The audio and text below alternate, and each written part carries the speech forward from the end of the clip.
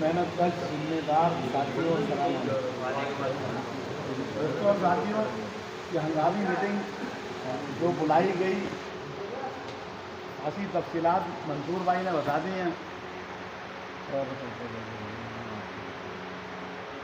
आप दोस्तों ने इनको सुन भी लिया और मुझे ये भी यकीन है कि ये आपके दिल की आवाज़ थी जो हमारी ये कमेटी रेफरेंडम कमेटी जिसने चॉकआउट करके ये प्रोग्राम दिया। तो इस प्रोग्राम में तरामीम की भी गुंजाइश है, ऐसा नहीं है कि जो कुछ बता दिया गया है बिल्कुल उसी पर होगा। हालात और वाक़यात को देखते हुए इसको मैनेज करेंगे। हमारे कुछ दोस्तों का और ख़ास तौर पर टैक्स के दोस्तों का ये ख्याल है, डरते बहुत हैं कि छापे पड़ रहे हैं तो फिर क्या होगा। रेफरेंडम में छापों को अवॉइड करने के लिए एहतजाजी प्रोग्राम तरतीब दिया गया है। रेफरेंडम की मुहिम चल रही है तो छापे वापे कोई मायने नहीं रखते, या तो वाटर बोर्ड में कोई मालचल्ला लग गया तो फिर छापों का डर हो। तो इन दोस्तों के मदद के लिए ये छापे जो प्रोग्राम ऑर्गेनाइज किए हैं एहतजाजी प्रोग्राम, ताकि छापों से इनको महफूज रखा जा सके। ये नवंबर तक तो ये बड़े मज़े से लिख सकते हैं कि जी फलानी जगह हम जा रहे हैं, रेफरेंडम की कंपेन चल रही है। यासीन भाई डरने की ज़रूरत नहीं है, तुम्हारा तो नाम भी चला जाएगा सोशल मीडिया पे कि यासीन ने ये पॉइंट आउट किया था पीपल्स लेबर यूनियन के इजलास में। दोस्तों साथियों, बहुत सारी चीज़ें आप दोस्तों को पता है कि जो नाम दिए गए हैं कमेटी के, मैं दिल की गहराइयों से शुक्रगुजार हूँ मोहतरम मुनव्वर मुश्ताक साहब का, दानिश अकबर दानिश का, हमारे और भी कुछ साथी बैठे थे इस मीटिंग में, नोमान साहब बैठे थे उसमें, हमारे नवेद साहब भी उसमें तशरीफ फरमा थे। ये ज़रूर 4-5 दोस्तों ने ये एक प्रोग्राम तरतीब दिया है, पर यहाँ पर आपको आज जहमत देने का मकसद ये था कि इसमें आप भी इसके जो है स्टेक होल्डर बने। आपको भी पता हो, इसमें कोई भी दोस्त अगर कोई मशवरा देना चाहता है, प्रोग्राम को नहीं करना चाहता है किसी प्लेस पर, या किसी एडिशन किसी और प्लेस पर भी काम करना चाहता है, तो वो इसमें तरमीम भी कर सकता है और इजाफा भी कर सकता है। वो 4 रुकनी कमेटी कोई हतमी नहीं है। जितने दोस्त हमारे बैठे हुए हैं, ये तमाम आप दोस्तों की अहमियत है, आप दोस्तों की गाइडलाइन पर जो है ये इंशाल्लाह जो प्रोग्राम को मज़ीद निखारेंगे, मज़ीद बेहतर अंदाज में करेंगे। आप दोस्तों के इल्म में कि CEO और COO जो है वो वाटर बोर्ड में 1996 के एक्ट के खिलाफ वर्जी करते हुए अदारे में बदगुमान हो गए। और बहुत सारी trade union Karachi water and sewerage board में ये भी दावे कर रही हैं कि ये कोई निजकारी नहीं हो रही। हम भी अपनी शऊर और अकल के मुताबिक जो छोटी सी अल्लाह मियाँ ने दी है उसमें ये बात करते रहें कि निजकारी का नाम बदल दिया गया है, प्राइवेट पब्लिक पार्टिसिपेशन के नाम पर 16 बदल कर पा रहे हैं। तो अभी वो दोस्त जिनको इसके खिलाफ मज़ाहमत करनी चाहिए वो अब उनके MD के साथ CEO के साथ खड़े होकर बता रहे होते हैं कि कोई निजकारी वाटर बोर्ड में नहीं होगी क्योंकि बात हो गई है। MD अपने मोबाइल से खेल रहा होता है।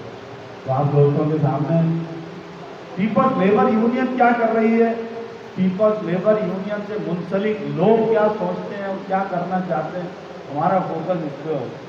मंसूर भाई ने, मैं उनका शुक्रगुजार हूँ, उन्होंने ये बात की तो मुझे लगा, थोड़ा सा महसूस हुआ बैठे हुए कि मंसूर भाई के जुमले ऐसा लग रहा है बहुत सख्त हैं, जो आर्डर मुसल्लत कर रहे हैं कि कोई भी सोशल मीडिया पे जवाब नहीं देगा। मैं उसकी थोड़ी सी वजाहत करना चाहता हूँ। मुख्तलिफ यूनियनों के 1-2 आदमियों को ख़ास तौर पे छोड़ दिया गया है इस बुनियाद पर कि वो पीपल्स लेबर यूनियन और उसकी मरकज़ी क़यादत के ख़िलाफ़ अपने दिली जज्बात का इजहार करते रहें, क्योंकि उनके पास काम तो कुछ है नहीं, पॉलिसी कुछ है नहीं, प्रोग्राम कुछ है नहीं, वाटर बोर्ड किस तरफ जा रहा है उन्हें पता नहीं है। एक तरफ वो लिख रहे होते हैं कि निजकारी नहीं होगी और दूसरी तरफ उसी व्हाट्सएप में नीचे या ऊपर आ रहा होता है कि सरकारी यूनियन ने या पीपल्स लेबर यूनियन ने निजकारी पर अंगूठा लगा दिया, साइन कर दिए। आप दोस्त अपनी अहमियत का ये अंदाज़ा लगाओ कि आपके सिग्नेचर के बगैर 9 यूनियनें ये महसूस करती हैं कि प्राइवेट हो रहा है, अभी जो बात करते हैं, और हम यहाँ अपने कमरे में अपने इजलास में बैठकर ये बात करते हैं کہ جب تک ہم میں سے ایک بھی ساتھی زندہ ہے تو کوئی بھی آدمی ضرورت نہیں کرے گا کہ پرائیویٹ سیکٹر میں چلا جائے. اس کے لیے جدوجہد کرنی پڑتی ہے, اس کے لیے چوٹ کھانے کے لیے بھی تیار رہنا پڑتا ہے, اس کے لیے سسپینشن اور شوکات کے لیے بھی تیار رہنا پڑے گا. آپ دوست جو یہاں پر تشریف فرما ہے, یہ ذمہ دار دوست ہیں, ان کے پیچھے سینکڑوں لوگ ان کے ساتھی دوست ڈویژنوں میں ان کے ساتھ شانہ بشانہ کھڑے ہوئے ہیں. ہم یہی بتانا چاہتے ہیں انتظامیہ کو, ہمارے پاس یہ پچھلے کچھ 5-7 سال سے ایک رواج چل گیا, 10-15 آدمی لو, 10-15 جھنڈے لو, زندہ باد مرد آباد انتظامیہ کا نعرہ لگاؤ اور اپنا 2 نمبر کا کام نکالو اور چلو اپنے رستے پر, اور پھر انتظامیہ کی لائن ٹھو کرتے رہو. ہر وقت ہمارے ہر کارکن کو آنکھیں کھلی رکھنی ہے. کسی بھی وقت کوئی بھی شخص مار کے میری اور آپ کے مراد کو سلب کرنے کی کوشش کرے گا, سازش کرے گا, ہمیں اور آپ کو آنکھیں کھلی رکھنی ہے. ہم اور آپ اس کا دفاع کریں گے.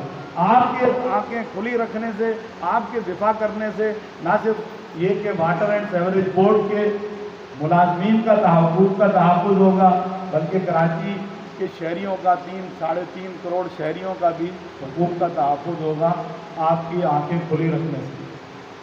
دوستوں اور ساتھیوں, یہ جو باتیں آج ہو رہی ہیں کہ جی پرائیویٹ نہیں ہوگا اور آ گیا سی ای او کی تنخواہ, آپ کو ہم نے گلشن اقبال کے پروگرام میں بتایا تھا کہ وہ اپنی جو اپنی گریڈ کا افسر ہے اپنی تنخواہ 12 لاکھ روپے منظور کرا کے بورڈ سے آگے.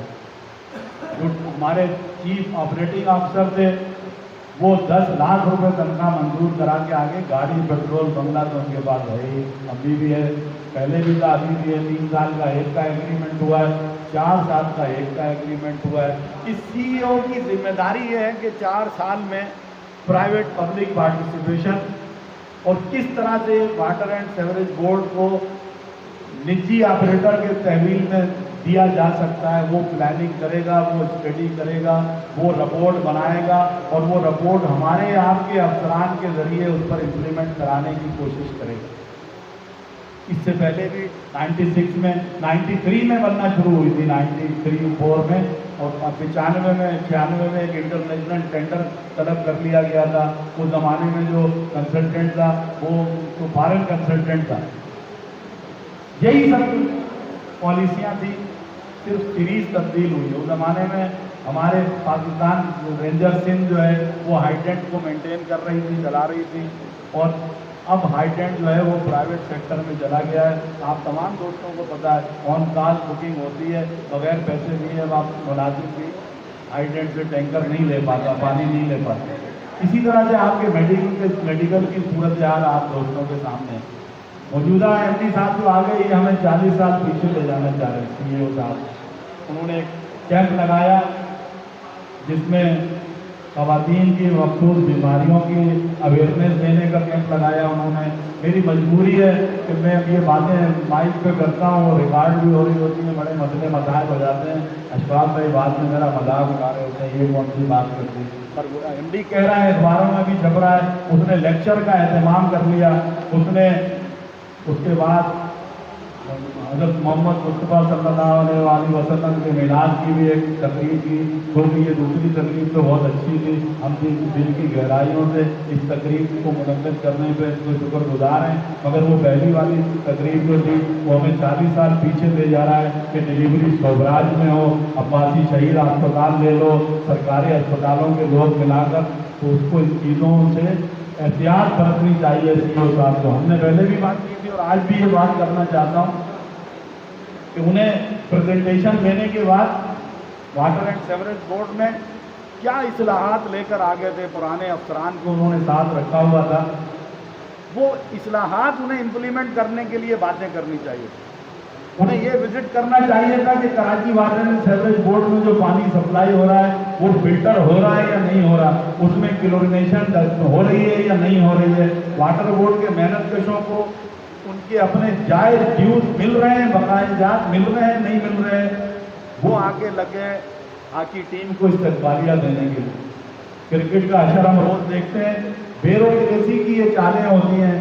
ملک میں افراتفری کرنی ہو تو کرکٹ میچ پہ لگا دو, بڑی بڑی اسکرینیں لگا دو, یہ وہیں سے سیکھے ہوئے وہیں کے ٹرینڈ لوگ ہیں, یہ میرے آپ کے اس شہر کے وفادار نہیں ہیں، یہ ورلڈ بینک IMF کے پٹھو ہیں، ورلڈ بینک اور IMF کے وفادار ہیں، یہ ان کے حقوق کے تحفظ کی، ان کے ڈالر کے تحفظ کے لیے کام کریں گے، میرے اور آپ کے مسائل کے لیے، میرے اور آپ کے مسائل پر بالکل کام کرنا نہیں چاہتے یہ لوگ۔